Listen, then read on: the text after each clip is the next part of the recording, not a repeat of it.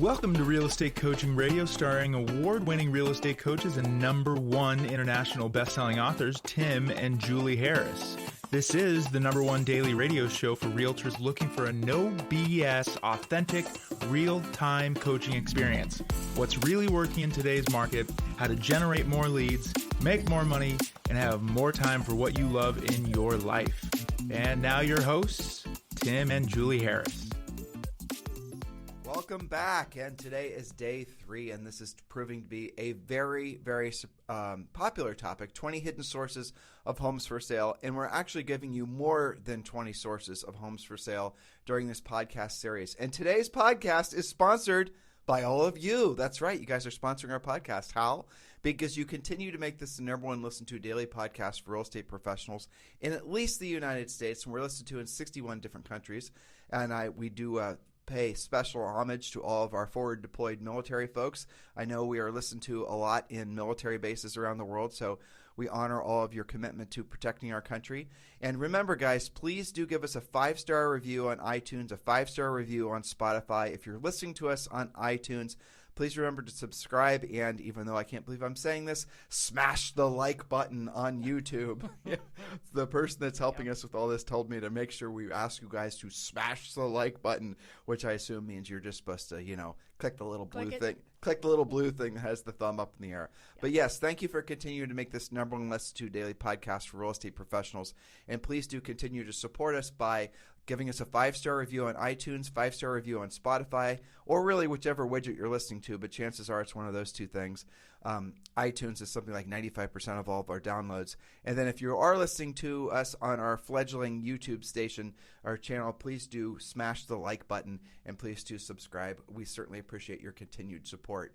So Julie, you and I had a discussion right prior to the start of the show that we are interviewing a lot of our coaching clients, and we have thousands of them. Yes. And the ones that we're closest to, those would be our personal elite coaching clients, and asking them what their real true source for their most recent closings are, especially on the listing side. Yes. And what we're discovering is almost all of them are from proactive lead generation that comes from untraditional sources like what we're describing and what we're hoping these guys to understand from this podcast. And that doesn't surprise me, but what it does surprise me is that how spoiled so many agents have been for over 10 years, not having to know how to do the real work of real estate and not having to know how to actually go outside of the normal, MLS and normal sources to get business. Now they're actually having to, apply the skills that hopefully they've been learning as coaching clients. Yes, they're going to have to search harder than simply just the MLS. So again, this week's real estate training and coaching podcast is focused on how to find homes for sale.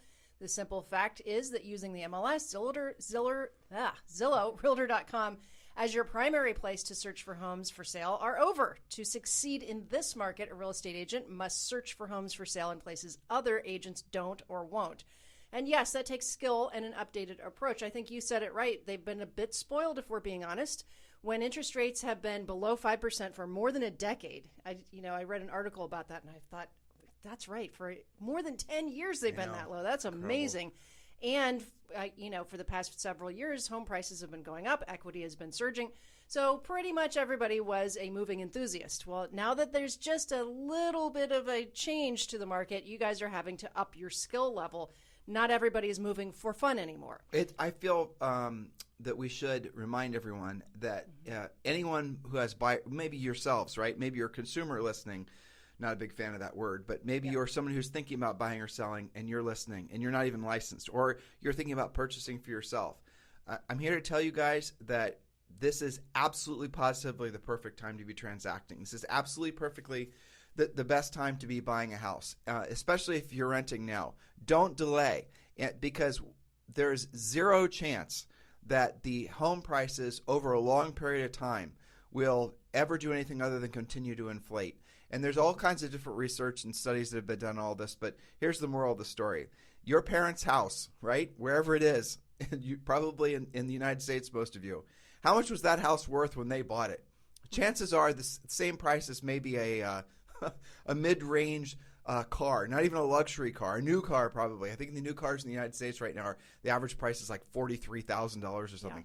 Chances are the house that your parents bought that you were raised in cost something like that. Now what it's worth, 10 times that, 20 times that.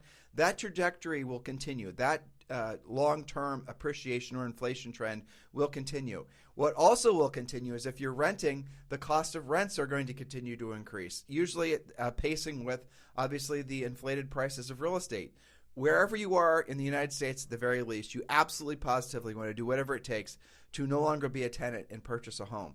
I know there's lots of folks that try to argue that the cost of buying a house is going to be offset, or the cost of owning a home is offset by the opportunity cost of the money that you otherwise would have put to use in other sorts of investment vehicles. And there probably is a legitimate argument made for that. But I doubt if there's a single person listening right now that is happy that they didn't, for example, buy more houses. I imagine every single one of you wish you had bought more real estate sooner. I'm sure every single one of you who are renting, if there's, I'm sure a lot of agents are still renting, or wishing they would have purchased sooner. That feeling, that emotion of, wishing you would have done something, the only way to fix that is to do something. So whether it's you or whether it's your real estate clients, understand that you're always going to have a housing expense no matter where you are in life. You're always going to have to pay for some place to live, unless, unfortunately, you find yourself being homeless, being the only exception.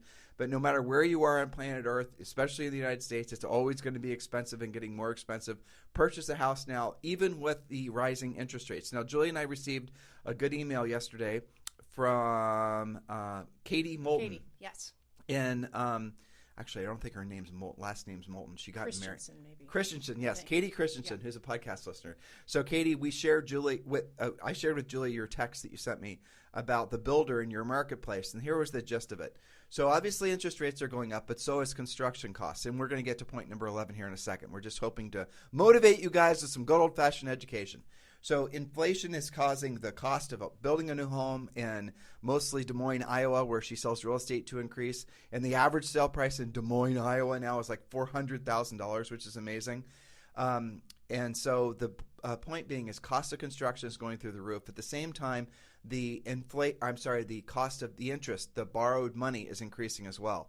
So what the borrowers are doing is what the builders are doing, and the borrowers are doing is exactly what Julie and I prescribed to all of you a couple weeks ago, maybe a month ago at this point, is to learn how to work with the different types of mortgage products that are out there. So what Katie said they're doing, I think it was a 10-1 adjustable rate, wasn't it that? So basically the rate, if I remember correctly, we're probably going to have to make this up because I don't remember, but if it was a 10-year adjustable rate mortgage, which means that for the first 10 years of the mortgage, the rate was, say, for example, going to be something like 5% or 4 3/4, something like that.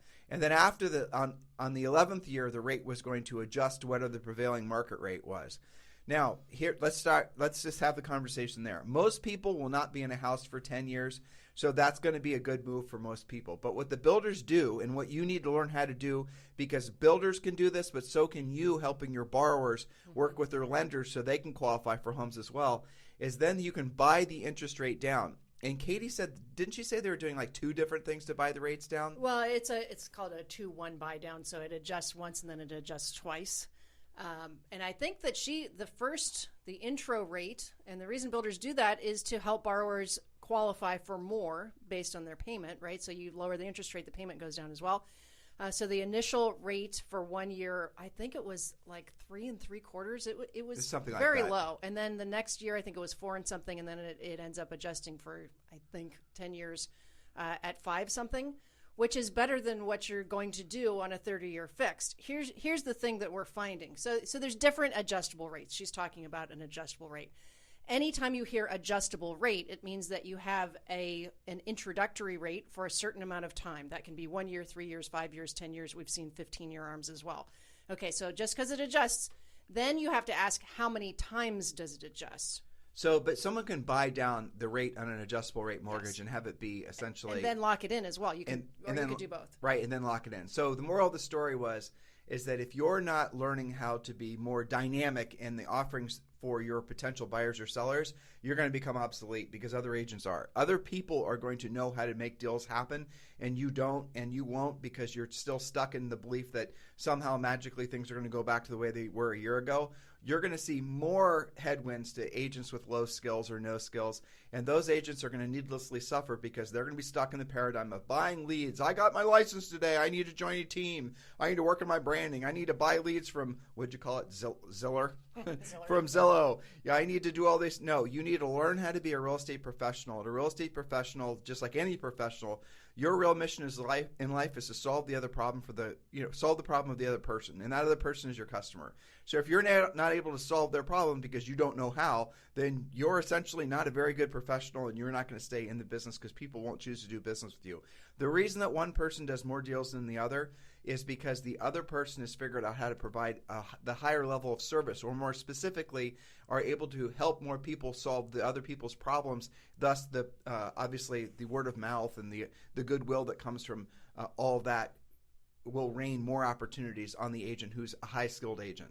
That's exactly right. And so here's what the change that we see happening. Everything you just described, but specifically with regards to mortgages. People would say, well, hang on, Tim and Julie, isn't that the job of the mortgage originator to bring these things up?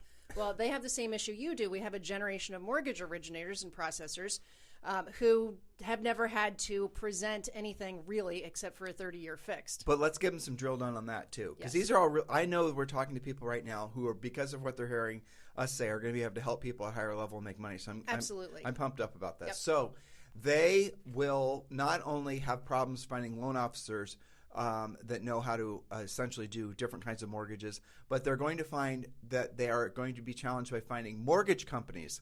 Correct. Not just the loan officers, because the loan officers might not have the product. So you go to a typical loan officer, and quite a lofty title for someone who's basically a mortgage salesperson. You guys have to admit that. Yeah. But anyway, so you're going to go to your typical loan officer, and the loan officer is going to have 5 or 10 products that they're going to say this is the different types of products we have depending on the different borrowers, how much they're going to borrow and their credit and whatever else.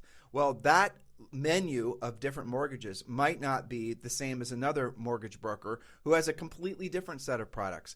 So unless you're going and searching out for the different mortgage brokers, mortgage salespeople who have the greatest variety of products, and you might find, this is what Julie and I did when we sold real estate, we had a loan officer for the lower end stuff, middle range stuff, and upper end stuff. Because the lower end stuff guy, he could get access to the mortgage stuff for the upper end, but the upper end customers were, frankly, they wanted a different experience than what the guy who was working mostly with, say, first-time buyers and maybe some marginal buyers, the service level he was used to providing. You guys get it? So these are all the different ways you have to start expanding your thinking. There is no one-size-fits-all loan officer, and unfortunately, your loan officers, they will never tell you that they don't have the product. They won't even say, well, you know what, Bob, you need to go next door because ABC Mortgage has got a product that's perfect for your borrower.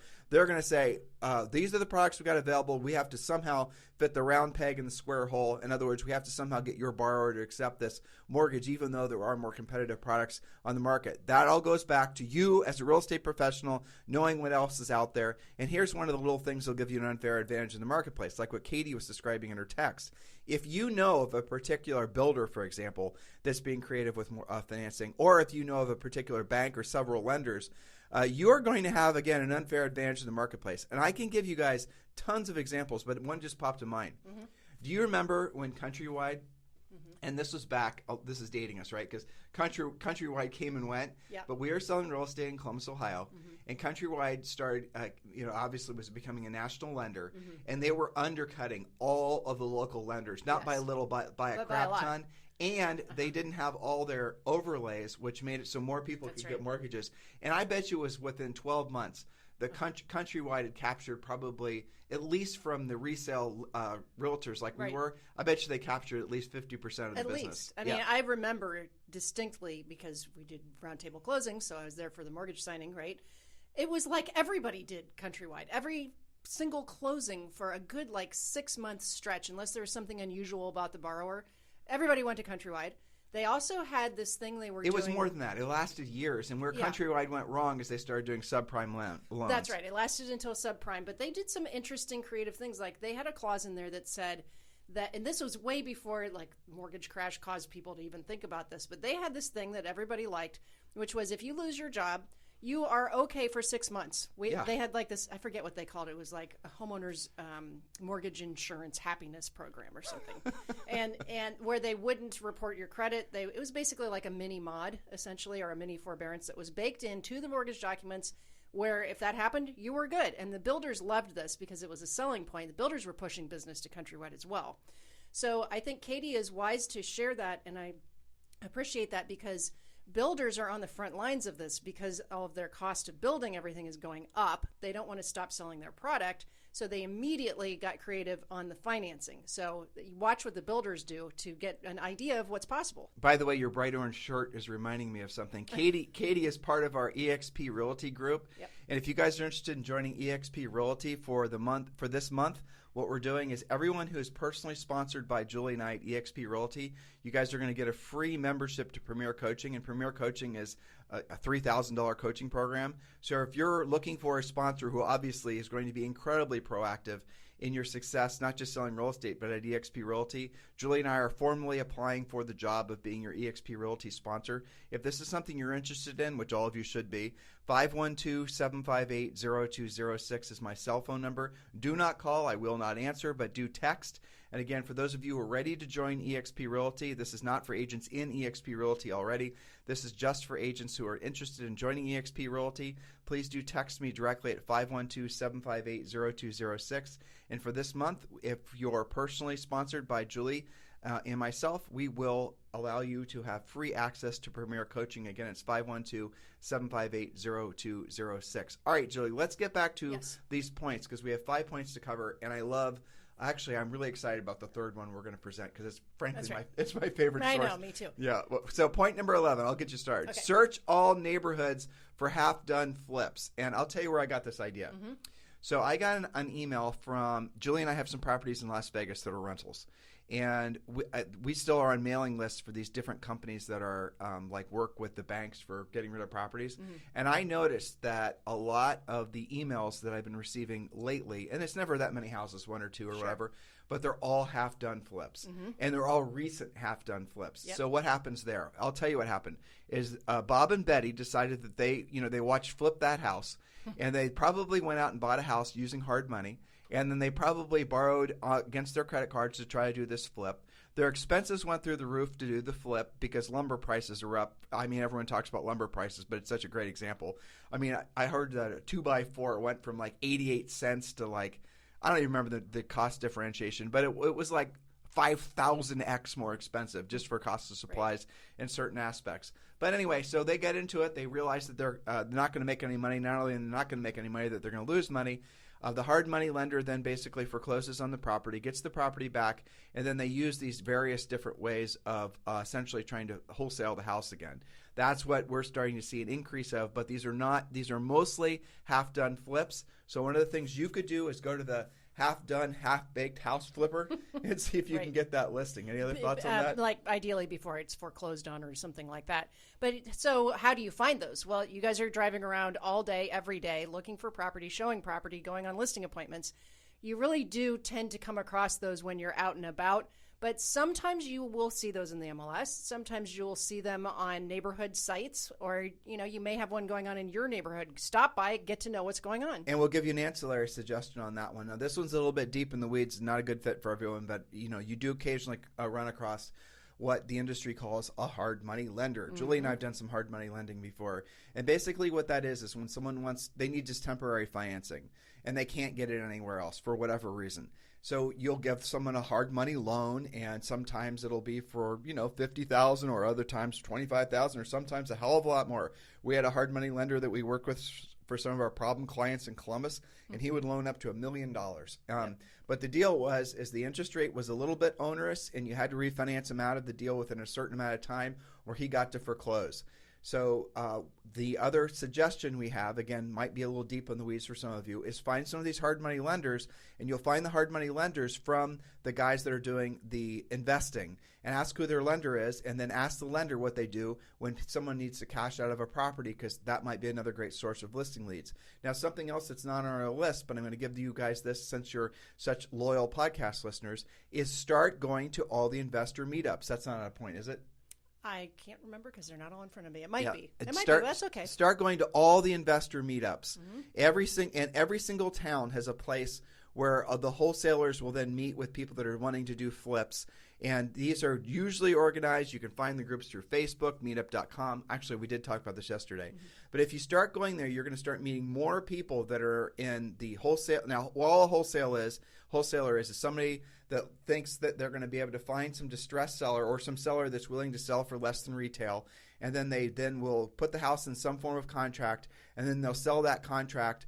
I'm oversimplifying it, but this is how it works, to what usually will be a house flipper. The way that A finds B is that, first of all, the wholesaler will have to run a lot of ads, sometimes spending thousands of dollars per month. This is the reason that Julie and I don't teach this. Spending thousands of dollars a month, kissing a lot of frogs, and occasionally find somebody has prince potential, right? And then they put the house in contract, and then they're given a certain amount of time to try to wholesale that house from the owner. Usually it's a homeowner, not an institution, off to what will be essentially the person that wants to buy it and rehab it and flip it and the rest of it. That they try to margin the contract. That's basically how these guys make their money. They don't have to have real estate licenses to do this. Again, that's not something we teach. That's the end of the investment into the industry is so frankly gross that Julie and I don't spend a lot of time in that into the pond. It's not someplace we like to swim because it has so many charlatans that are occupying that space. But you can go to these investor things and you get to meet the guys that are doing the wholesaling. You get to meet the guys that are doing the flipping. You might trip over some hard money lenders. Sometimes the guys doing the flipping also do hard money lending. And you can start creating conversations with folks. Now, why the hell would they want to talk with you? Because they know you're on the front lines and you're going to stumble across opportunities, and you're then going to bring them opportunities. One of the things that we suggest all of you do is create and this is what the wholesalers do. So wholesalers will get together a bunch of house flippers that they'll put together usually an email list. And the email list could be, don't make it too complicated. It could be SMS, it could be email, it could be WhatsApp, it could be a Facebook group. And then when they come across a house that they have essentially secured that they want to wholesale, then they'll post it up and it's first come, first serve, and it's basically whoever acts the fastest on the house flipping side will be able to secure the property. That's how that industry works. Well, you guys can be part of that same group, and you can start learning about these properties. You then can find out who secured the property. You then can go out and get to know that person who's flipping the house and create relationships that way. This is how you essentially earn business earn money in a changing market like this. And if you're wondering where all the listings are, they are to be found exactly where we're describing to find them. It's a function of you just, frankly, to start looking for them and doing the real work. And again, going back to our first day of this series, just going to the MLS and looking for homes for sale is obsolete. That will not work anymore. And for those of you who are driving around looking for a Blockbuster to rent a DVD, then same problem, right? Then you guys get the point? It's an obsolete way to find real estate. You have to go out and find real estate the good old-fashioned way, which is doing what you don't want to do when you don't want to do it at the highest level. Point number 12, Julie Harris. Point number 12, condo or apartment conversions. There are still new or newer neighborhoods or buildings that have been rentals but are now becoming resales. There's different flavors of this. I see this from coaching clients, especially who sell very urban environments like Miami, Chicago. LA has a lot of this type of thing. They can be older apartment buildings that are converting into condos, or they could be newer ones like Las Vegas has a lot of these that had become high-end apartments and then now are becoming resales. We'll give you guys an example because we happen to own some units in this development. It's Loft 5 and it's in Las Vegas, and these were originally developed during the boom, and they were these postmodern, I think they're amazing. Julie thinks they look like East German army barracks, but I think they're awesome. Let's just say modern. Yeah, they're very, very modern, kind of cold and stark, and something you'd picture on cementy. Cementy has cement overtones, but I think they're cool. Anyway, so we own some of these. Now, we bought these when they were with the FDIC, and Julie and I bought these through auction.com when the lender was dumping them. Now, we actually bought ours that had been foreclosed upon that were purchased by investors, and then we were buying them. We bought them back in like 07, 08. So you can imagine back then. Now here's the amazing thing. These originally were retailing back then for $475 all the way up to like $550, $600.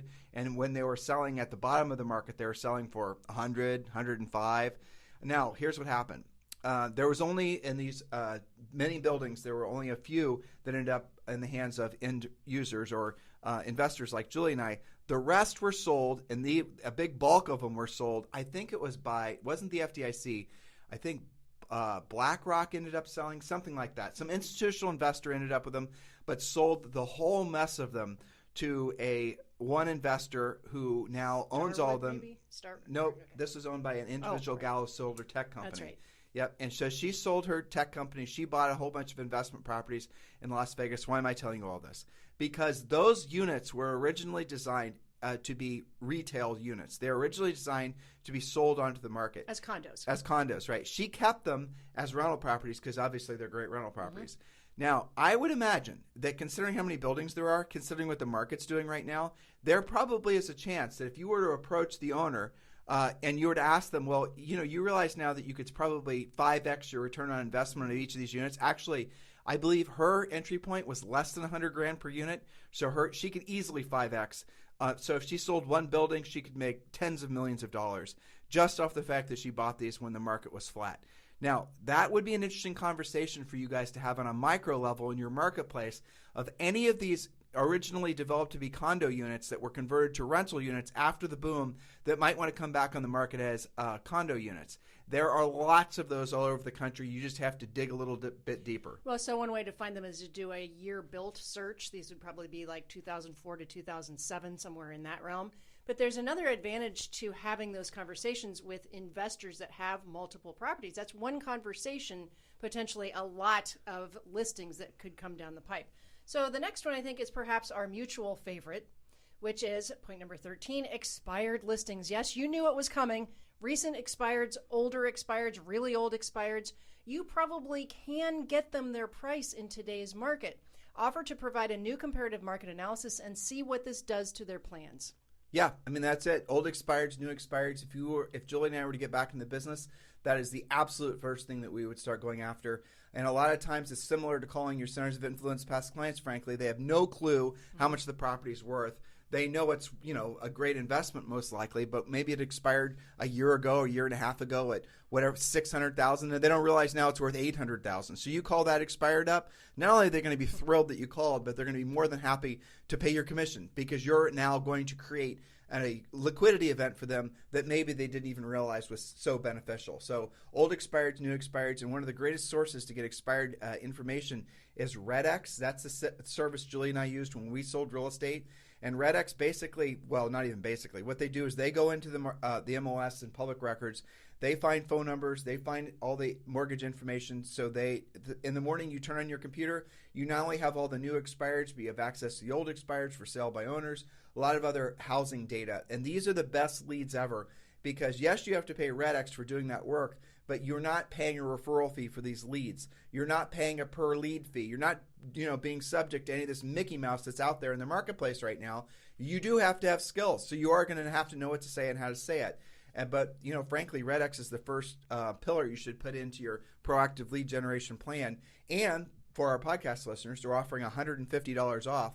Just text the word RED, R-E-D, text the word RED, R-E-D, to 47372. Text the word RED to 47372. When you do, you're going to have to, click saying yes, you want the information, and then you click yes. And then what happens is you're going to be sent a link, and with that link, you can subscribe to REDX for $150 off. A huge savings. Great time of year to start on expireds. Obviously, use our coaching and training to really get your skills on so you can go after those expireds. Again, perfect time of the year, but frankly, perfect time in this real estate cycle, this macro cycle we're going through to learn how to be a proactive lead generator because all of your competitors are all basing their future success on buying business and doing passive stuff. You need to pivot towards where no one else is, and that's going to be doing the proactive lead generation. By comparison, nobody else is. So absolutely positively have REDX be one of the first things that you do to organize yourself in that direction. Text the word RED, R-E-D, to 47372. And remember, message and data rates may apply. Okay, so next point, number 14, for sale by owners, otherwise lovingly known as unrepresented sellers, especially when they are older than 2 weeks on the market and haven't sold, particularly if they've done 2 rounds of open houses. That is about the time they lose their will to be a for sale by owner and are open to talking to a real estate professional such as yourself. And again, just like expireds, you are in today's market very likely to get them what they're asking, if not more. And we teach you the scripts of how to get them there. And I was just going through my mental list of private coaching clients, the elite clients, and I would say that probably 80% of them currently have at least one expired pending in their pendings. And many times they're selling it to their own buyer. And the rest of them have or are getting this week for sale by owners. So here's one thing I have to point out that we didn't talk about with expireds and for sale by owners. This is a category where you don't have to make tons and tons of contacts to win. I had many calls where it's like 3 contacts took a listing. It's a very low ratio, especially compared to some of the other things you guys are messing around with. Well, because why? Because a for sale by owner, for the most part, just wants to sell the property. Now, there is a good bit of ego that's involved for sure. But unlike a normal market, the problem you have with for sale by owners in a normal market is almost always their price. But in this market, as wackadoodle as it is to say, you don't really have to be that focused on price, because even an overpriced house, because of lack of inventory, even a house in dodgy location or sketchy condition, is still going to sell in most marketplaces. So your job is just to get in front of these sellers that already have their hands in the air wanting to sell the property. Now, the question you have to ask yourself is, why aren't they listing with an agent in the first place? And the answer you're going to be shocked to learn is because they simply do not know a real estate agent. Believe it or not, right? They don't know a real estate agent. They're not married to one. They don't have a license. Unlike the rest of the world, this is the canary that does not have in the coal mine, that does not have a real estate license. You can then call those people. And here's the real bottom line, Mr. Seller. Listen, I appreciate the fact that you want to sell the property yourself, and the fact is, I'm positive you can. You've done a great job conditioning the house. The house is, really price-wise looks great. Everything about this property looks fantastic. No doubt in my mind whatsoever, Mr. Seller, you can sell this house yourself. But let me ask you a real quick question. If I were to pop by with a buyer that's willing to pay your price, closer on your schedule, this buyer has no issues with their inspection, no issues with their appraisal, no issues whatsoever, and the check I hand you at closing meets or significantly exceeds the amount of money you'd be able to get selling it yourself, and I can prove this to you, Mr. Seller, why wouldn't you list the house with me? It would only make sense that you would put the burden on my shoulders, because this way you have your cake and eat it too. Now, why did I position it like that? Because you got to really ingratiate yourself with the seller and tell them and give them the mental and emotional payoff of having been successful selling the house themselves.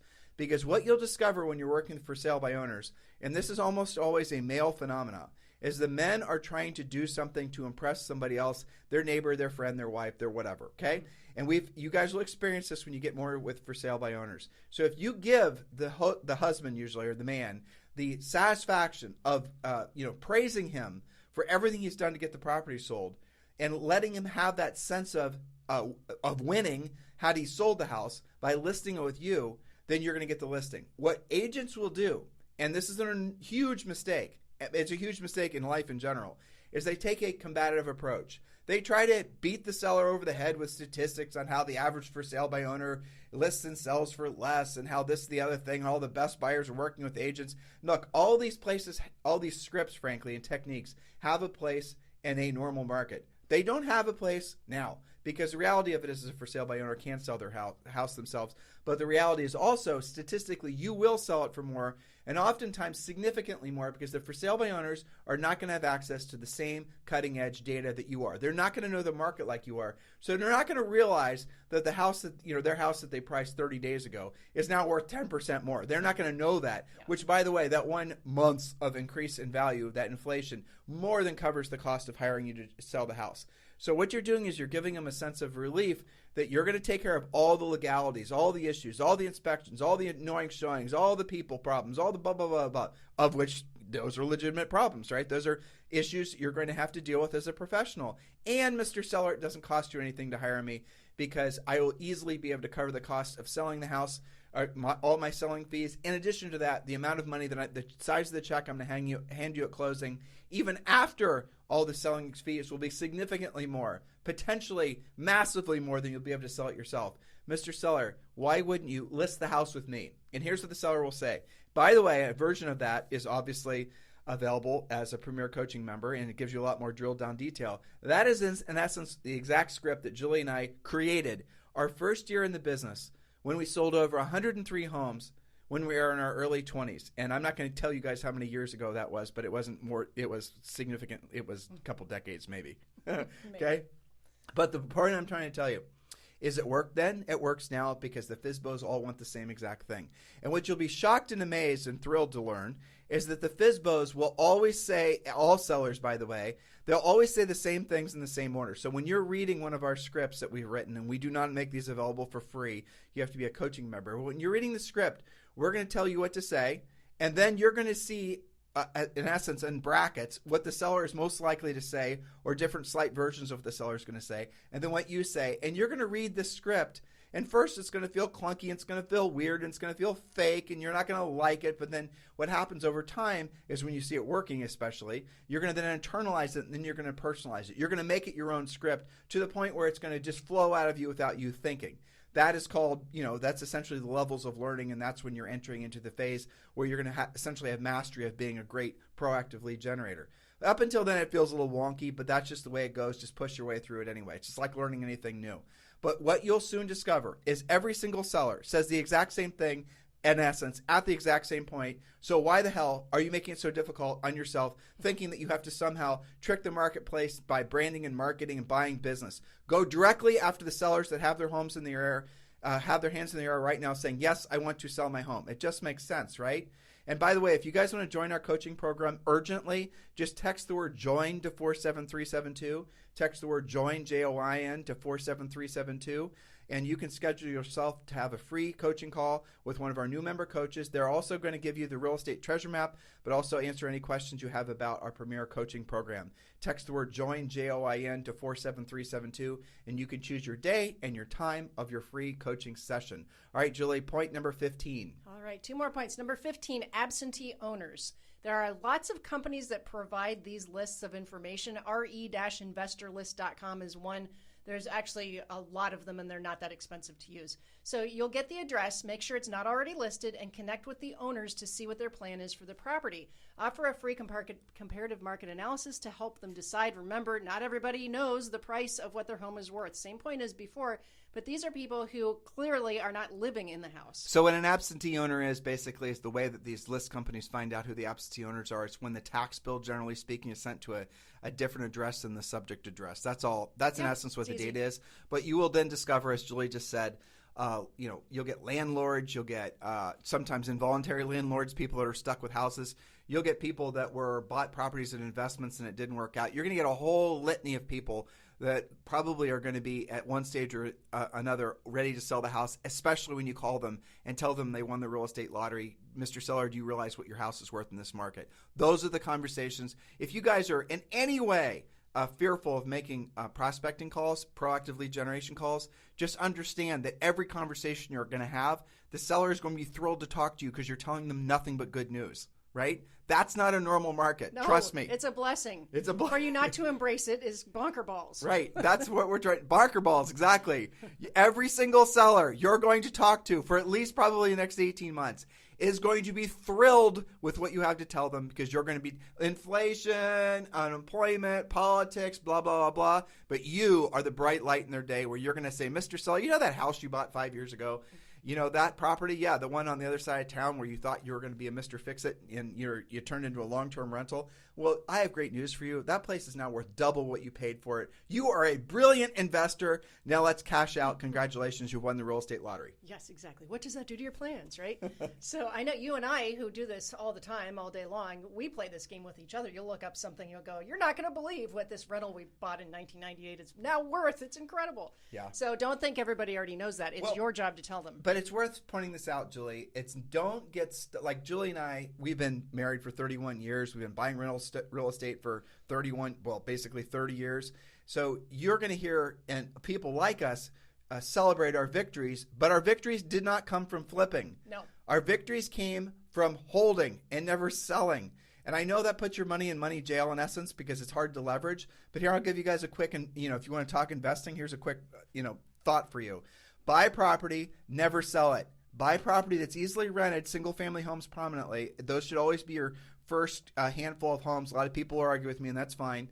But single-family homes are easiest to rent, appreciate the most, and also are going to be, frankly, generally speaking, the best long-term holds because of the fact that single-family home neighborhoods have a tendency not to go with big upswings and downswings, as you will in multifamily areas. Multifamily areas where you have a bunch of, multifamily homes or multifamily buildings, and they're owned by a bunch of different investors. As those properties start to go through maintenance cycles, who's to say whether the investor down the road is going to keep his place painted and the roofs cleaned, and the next thing he's going to drop his rent, and that's going to trash the rental potential of all the whole damn street, even though yours are in tip-top shape. That's the problem of which many also, fall from multifamilies that you don't deal with single families. But the best time to plant a tree was, 10 years ago. But the second best time to plant a tree is now, and that goes with buying homes too. Now, don't look for real estate just primarily in your backyard. I don't know where your backyard is, but if you were in our backyard, trust me, this is not a good place to buy rental real estate. It's too expensive. But if we're in North Carolina, or if there's a whole South Carolina, Columbus, Ohio, in certain areas, other places around the country that before were maybe considered B markets or C markets. Everyone wants to buy on the coast. You want to buy in Florida and Texas and all that. But these other ancillary markets, look for communities that are near a city center and usually city centers have multiple colleges or universities around. Now, why do we look for those things prominently? And those are the first things we look for because the people that work for the state who in the state's offices are generally located in the city center, they don't get fired. They will keep their jobs forever, and they always want to buy or sell real estate, and they get automatic raises when inflation increases. Mm-hmm. Those are good long-term tenants. And a lot of times, if they have crappy credit, they're going to lose their jobs. So you have a built-in, pool of really potentially good, tenants, or, down the road, if you choose to sell it, which you shouldn't, purchasers. Now, secondarily, same thing goes true with people that work at colleges and universities.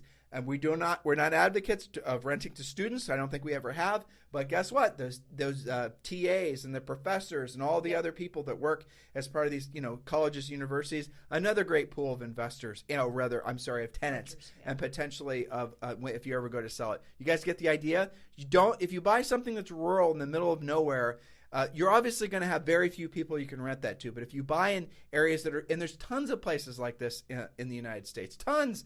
The United States, if covered with cities that no one ever talks about, that has that exact formula of what Julie and I look for rental properties. You should remember the best time to have planted a tree was 10 years ago. The second best time to plant a tree is now. So don't think it's too late for you. It's absolutely not. And 10 years from now, you're going to be thrilled that you bought whatever you bought now, even if it feels a little pricey, because frankly, it is a little pricey. You're going to be paying retail unless you can buy something, from a wholesaler or whatever else, which, we talked about a couple points ago. Yeah, so point number 16, vacation rentals, VRBOs, vacation rental by owners, what that stands for. You also have homeaway.com. There's a lot of different sites for this, but VRBO is probably the most common. Look at the rental history and pursue property owners who own homes in the areas that you or your buyers want to see. I said look at the rental history because our coaching clients have found that the ones that are VRBOs, but they're not renting all the time, those sellers seem to be more open to finding out what it's now worth, and maybe they would consider selling versus continuing to keep it as a rental. Here's the cool thing. Their phone numbers and email addresses are almost always listed online right next to their ad for the property. Most of the VRBOs are experiencing new rules, which now limit their rental options, thus reducing their profitability. So there were, and I think they're scammy, and I'm not going to mention any names, but there were a lot of scammy investor types that were going around telling you guys to sign long-term leases and then essentially make those long-term rentals into short-term rentals. In other words, you rent a place, you sign a 2-year lease, and then you make it a VRBO and you make the margin on it. Now, I personally have a lot of problems with that as a property owner, but if for some reason a property owner was down with the fact that you're going to be, essentially running a lot of people in and out of the house, well, that's between you and the landlord. But how many of those VRBO folks now are these long-term types who would love to get rid of the property, didn't realize what a landmine it was going to be? How many of these guys bought these properties with borrowed money, and maybe the borrowed money is becoming more expensive now because they did a variable rate loan on it? Be creative with who you're going to call. If somebody owns a property and you're going to call them and tell them, call them and tell them, call them and tell them. Not a letter, not a postcard, not like him on Facebook, not any of these other passive things you guys do. Call them and tell them, use our scripts. When you call them and tell them and you say what the property's worth in this marketplace, every single one of them is going to be thrilled to talk to you. Now, don't just assume that they bought this as a long-term investment hedge, or they're not most likely that sophisticated. They just somehow ended up with it and probably would love to sell it and, buy a boat. You guys don't know. You got to make the calls. Yeah. That's where the inventory is hidden. It's hidden in the hands of reluctant sellers who are waiting for the motivation to sell. You have to be the motivator. You have to be the one that's going to shine light on the fact that the market is crazy. There are lots of buyers that want to buy. And if you're talking with buyers who are reluctant to purchase, you need to ask them, how is their situation going to be any better a year from now if they wait, when prices are higher and interest rates are probably higher and the rent got increased? You got to put people in a place into the future sometimes when they're being reluctant, and you got to motivate them by realizing that their future version of themselves is going to be so much grateful, more thankful, more better off financially and really spiritually and psychologically if they own than versus if they rent. And by the way, even if someone has to accept a mortgage rate that they don't necessarily like, they can refinance that. But I'll suggest to you guys that though we don't believe interest rates are going to go crazy, we don't believe they're going to go through the roof, despite what the doomsayers will have you believe, we do believe that they're not also going to go down. We do not think there's going to be a precipitous drop in interest rates for the foreseeable future, and that is years. So lock in something now. Do a 30-year fixed rate. You can buy down the interest rate on a 30-year fixed rate.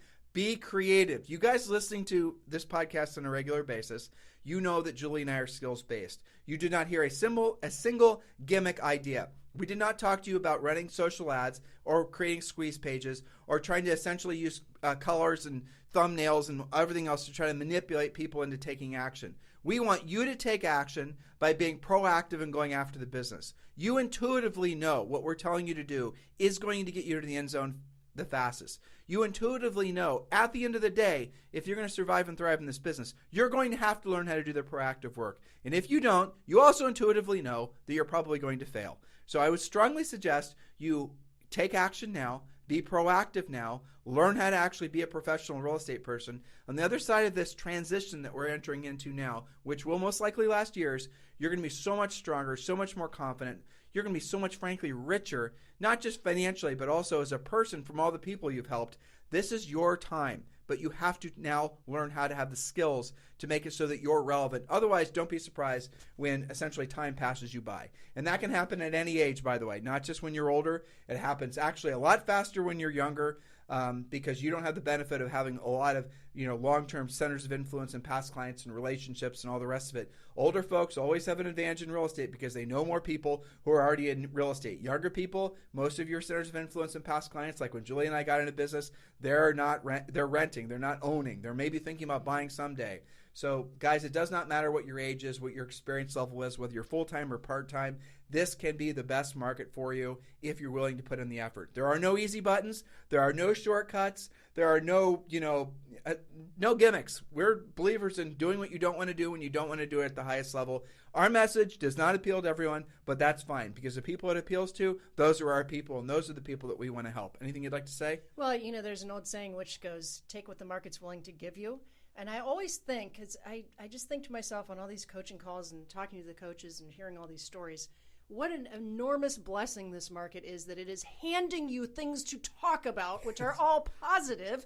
Okay, you've got to learn a little bit more about how interest rates work, but it's still extremely low.